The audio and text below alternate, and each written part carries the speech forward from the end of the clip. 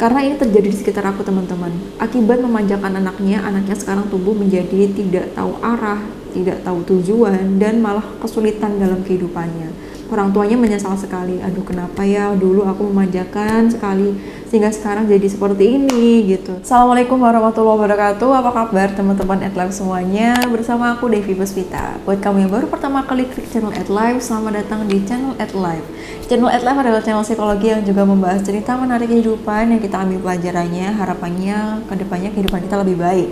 Jadi buat kamu yang suka banget dengan cerita-cerita kehidupan dan ingin hidup lebih baik, cocok banget dengan channel @live, jadi subscribe dan selamat datang di channel @live. Setiap orang tua pasti pengen punya anak yang sukses, dan bukan cuma sukses aja, tapi pengen anaknya bahagia, sukses dan bahagia, termasuk juga kamu kan salah satunya. Nah, di video kali ini aku akan membagikan beberapa tips menarik mengenai salah satu artikel yang aku baca di CNBC dan ini bagus banget. Jadi ceritanya, sembari menulis buku yang berjudul Raising an Entrepreneur, seorang penulis juga melakukan sebuah research. Jadi dia itu mewawancara 70 orang tua yang anaknya sukses luar biasa. Nah, beberapa orang tua ini ketika ditanya, sebagian besar dari mereka bilang tidak pernah melakukan 4 hal ini kepada anaknya ketika mereka masih kecil. Kira-kira apa aja ya? Dan jangan-jangan beberapa hal yang disebutkan itu pernah dilakukan oleh orang tua kita kepada diri kita. Silahkan cek beberapa poin berikut ini bersama aku Devi Puspita, tonton videonya sampai akhir. Yang pertama, orang tua dari anak-anak sukses ini bilang bahwa mereka tidak pernah meremehkan hobi anaknya.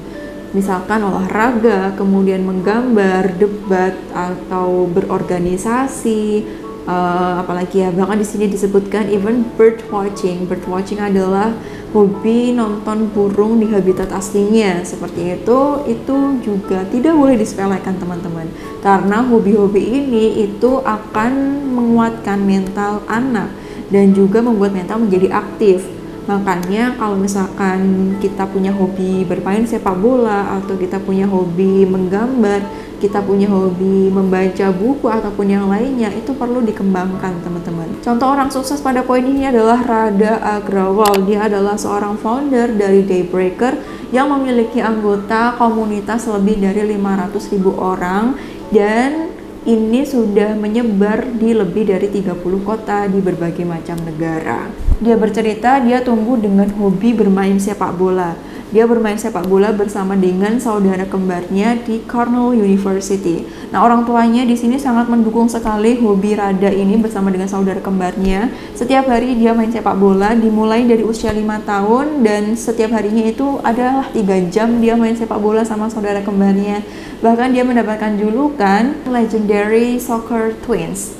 Radha bercerita, karir yang aku miliki saat ini memang tidak ada hubungannya dengan hobi sepak bola yang aku miliki. Namun dari sepak bola itu aku belajar kegigihan, aku belajar tentang resiliensi. Resiliensi adalah kemampuan seseorang untuk bangkit dari ujiannya, untuk memilih berjuang ketika mendapatkan ujian atau tantangan dalam kehidupannya, sehingga naik ke level selanjutnya teman-teman. Nah, ini juga Radha rasakan dari hobi sepak bola yang dia tekuni. Ditambah juga dengan sepak bola itu dia jadi belajar tentang kedisiplinan, tentang teamwork, kerja sama tim, kemudian tentang leadership ketika dia menjadi kapten, dan dia juga belajar tentang gimana caranya harus terorganisir dan juga fokus.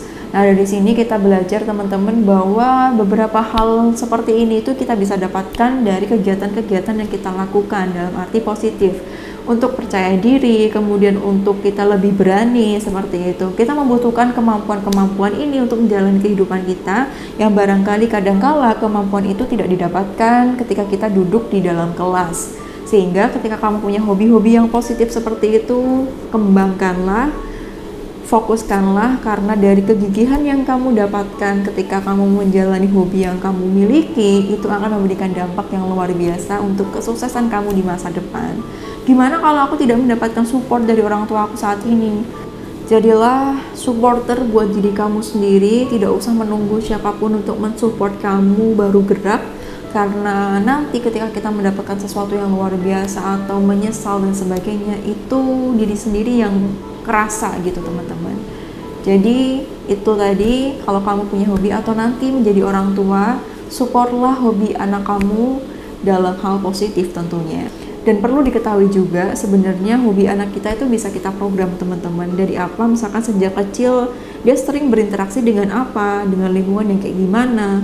Apakah dengan lingkungan yang suka sekali belajar atau dengan lingkungan yang sering kali menghitung misalnya seperti itu, atau lebih ke olahraga, dia akan melihat itu dan bisa mendapatkan referensi dari sana hingga akhirnya dia suka voli, dia suka sepak bola ataupun yang lain sebagainya. Jadi jadilah contoh yang baik buat putra-putri kita, karena pasti kita pengen kan punya anak-anak sukses dan bahagia seperti itu. Kemudian yang kedua, tidak pernah mengambilkan keputusan secara sepenuhnya untuk anaknya atau tidak pernah mengambil kendali penuh terhadap keputusan yang akan anaknya ambil.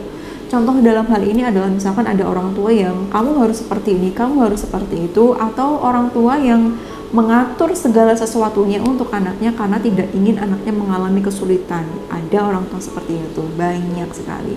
Dalam hal lain atau dalam arti lain adalah manjain anaknya. Kemudian di contoh yang kedua ini ada Ellen Gustafson. Dia adalah seorang co-founder dari Fit Project di dalam bidang makanan, teman-teman.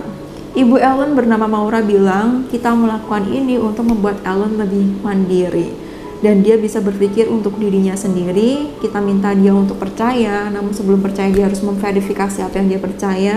Dan jangan minum Kool-Aid meskipun orang di sekitar kamu melakukannya, jadi kamu tidak harus melakukan hal yang sama.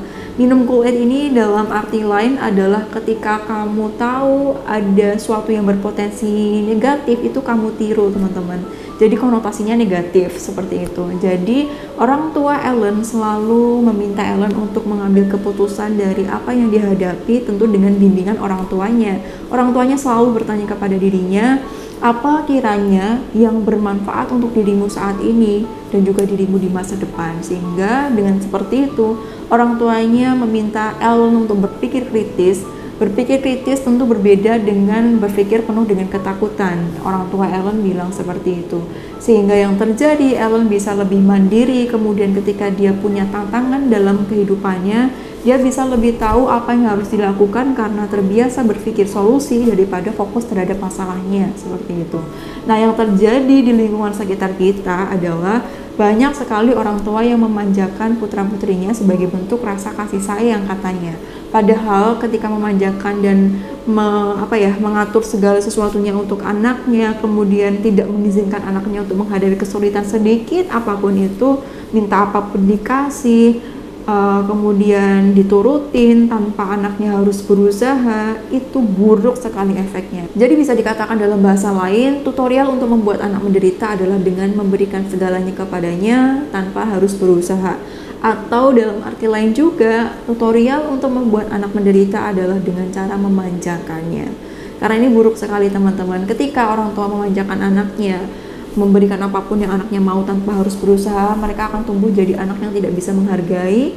Mereka akan tumbuh menjadi anak yang masih ada orang tua aku nih, jadi ya udah aku nggak usah berusaha, dan tidak bisa melakukan apapun. Atau dalam hal ini dia jadi penakut sekali, atau dia jadi tidak pemberani. Karena apa? Karena segala sesuatunya sudah disiapkan sama orang tuanya, teman-teman. Karena ini terjadi di sekitar aku, teman-teman.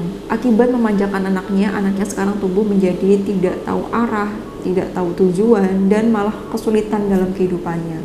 Yang terjadi apa? Orang tuanya berkecukupan. Anaknya ketika minta apapun dikasih tanpa berusaha. Mah, mau ini dong? Kasih. Pak, aku minta ini dong? Kasih. Gitu aja terus, pokoknya apapun yang dia mau selalu diturutin.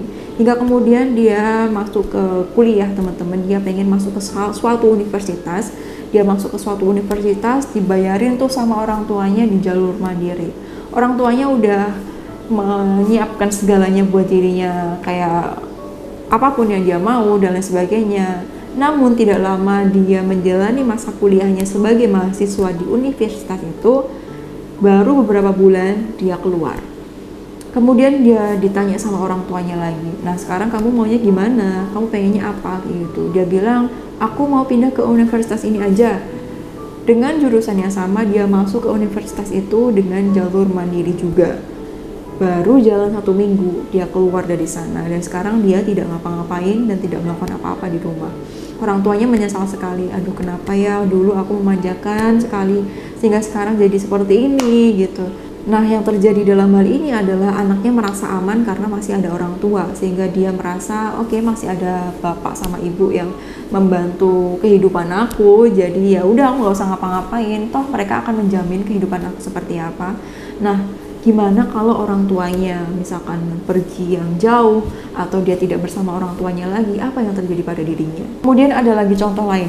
Ada contoh lain, ini juga terjadi di kehidupan sekitar aku teman-teman, di mana ada seorang ibu yang punya satu anak perempuan. Nah, anak perempuannya ini masih kelas 6 SD, itu kata-katanya sudah luar biasa sekali, kata-kata mutiara, kasar, tanpa peduli dia ngomong sama orang yang lebih tua dan sebagainya. Mengumpat itu adalah hal yang biasa bagi dirinya.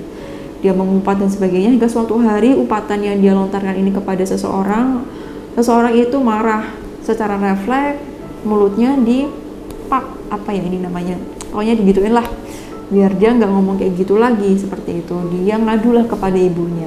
Yang terjadi bukannya ibunya ini malah menasihati putrinya untuk tidak berkata kasar. Nah, itu adalah perkataan yang buruk. Jangan ngomong kayak gitu ya, nggak baik, misalkan seperti itu. Tapi malah ibunya ngelabrak ibu-ibu tadi, malah marah-marah. Kenapa kamu apa sih ini namanya, ya Allah, menampar kecil ya, apa ya, kenapa kamu gituin anakku, misalkan kayak gitu. Dia bilang seperti itu, dan akhirnya anaknya merasa dibela. Wih, aku ada pembela nih, ada mamaku yang ngebelain aku, oke, aku aman aja. Hingga yang selanjutnya terjadi apa? Yang selanjutnya terjadi ketika dia melakukan kesalahan, dia merasa itu bukanlah kesalahan, dia merasa itu bukan problem, ada orang tuaku yang akan membela aku selanjutnya. Dan apa yang terjadi lagi? Selanjutnya dia akan semena-mena dan melunjak semakin parah. Karena kita tahu ya, namanya hidup itu tidak lingkupan orang tua sama kita aja, tapi ada orang lain yang lebih luas lagi. Ini akan sangat berbahaya sekali terhadap hubungan dia dengan orang lain. Gitu teman-teman. Jadi ketika kamu jadi orang tua, sekaya apapun kamu, mohon untuk tidak membiasakan hal ini, mohon untuk tidak memanjakan anak, karena itu adalah toksik buat anak kita.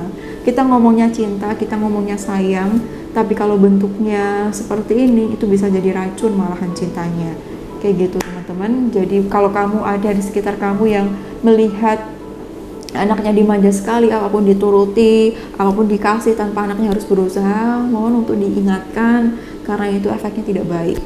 Atau kalau kamu punya cerita pribadi, silakan cerita di kolom komentar ya, biar teman-teman yang lain juga ikut belajar dari cerita kamu, seperti itu. Kemudian yang ketiga, orang tua ini tidak pernah mengajarkan kepada anaknya kalau nilai uang, nilai gelar, nilai reputasi itu sama dengan atau lebih besar daripada kebahagiaan. Nah, ini siapa di antara kita, di antara kamu, ada yang berpikir, kalau aku tidak punya uang sebanyak X, aku tidak akan bahagia. Kalau aku tidak punya jabatan setinggi X, aku tidak akan bahagia. Aku akan bahagia jika aku punya uang segini, aku akan bahagia jika aku punya ini, aku akan bahagia jika aku punya gelar ini, dan lain sebagainya. Nah, siapa yang seperti itu?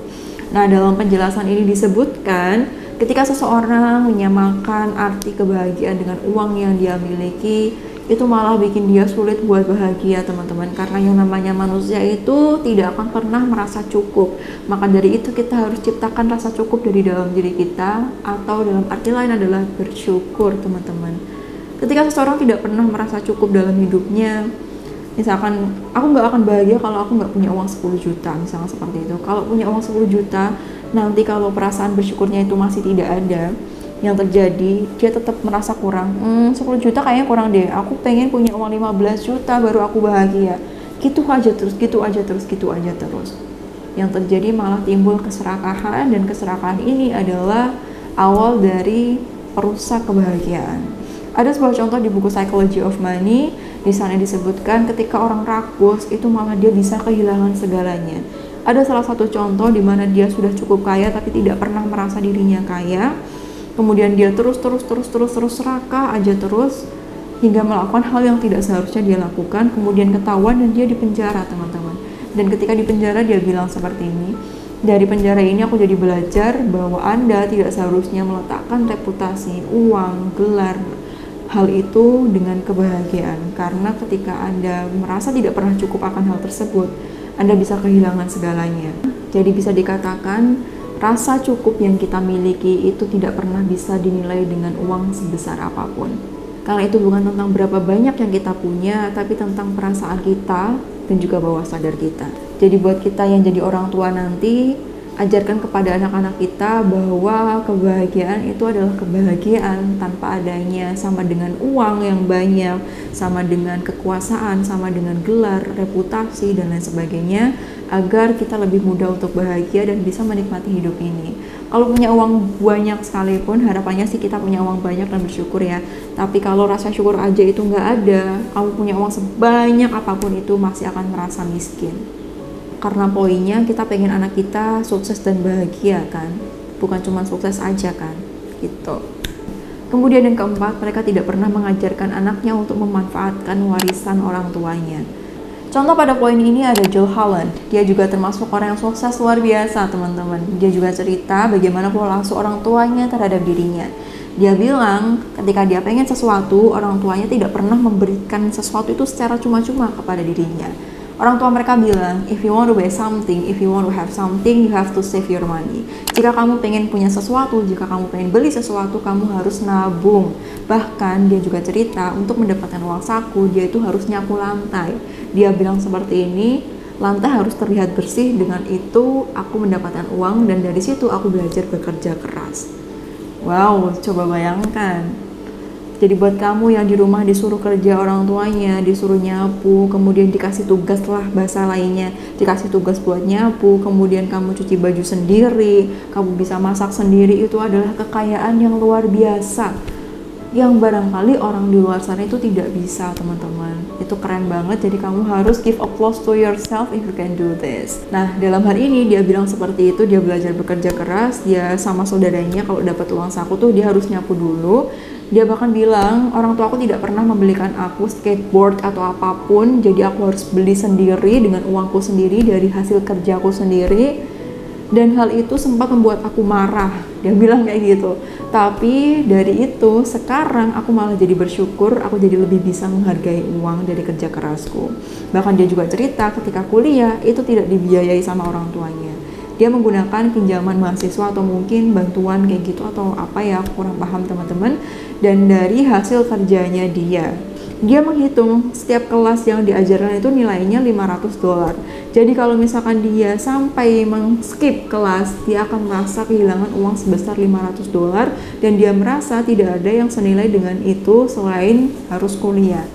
Karena dia kerja sendiri buat biayain kuliah, dia jadi lebih menghargai apa yang dia punya, kemudian dia jadi sungguh-sungguh untuk belajar seperti itu. Jadi buat kamu yang membiayai kuliah sendiri, membiayai sekolah sendiri, kamu luar biasa. Mungkin ini adalah jalan Allah untuk membuat kamu menjadi orang yang sukses di masa depan, karena kamu tahu gimana susahnya buat cari uang, karena kamu tahu bagaimana arti usaha yang kamu lakukan, sehingga Allah ingin kamu lebih menghargai itu dan jadi orang kaya di masa depan, orang sukses dan bahagia di masa depan, sehingga kamu bisa memberikan pelajaran berharga untuk orang-orang selanjutnya, seperti itu. Biar kamu bisa menginspirasi orang-orang di luar sana. Coba bayangkan ini. Terima kasihlah kepada diri kamu sendiri atas usaha yang kamu lakukan, dan juga terima kasih kepada Allah ya, karena ini juga tidak luput dari bagian taufik yang diberikan oleh Allah kepada diri kita. Jadi itu adalah rekapan dari jawaban 70 orang tua yang anaknya sukses luar biasa. 4 hal yang tidak mereka lakukan ketika anak mereka masih kecil. Oke teman-teman, jadi itu adalah 4 poin yang sangat bermanfaat sekali, yang sangat menarik sekali. Coba di antara 4 poin ini, mana yang relate sama kamu, mana yang orang tua kamu masih lakukan ke diri kamu. Jika ada, nggak apa-apa, yang penting kamu mau belajar untuk memperbaikinya sekarang.